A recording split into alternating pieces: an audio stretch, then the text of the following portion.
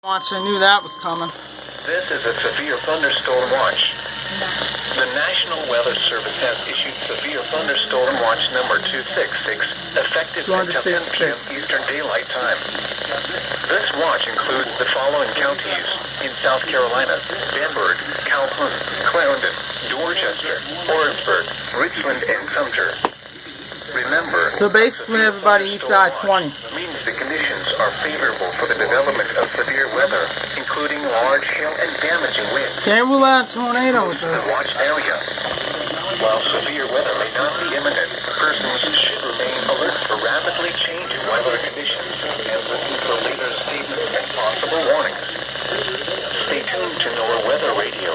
Local radio. Guys, it's on like 140, 145 right now.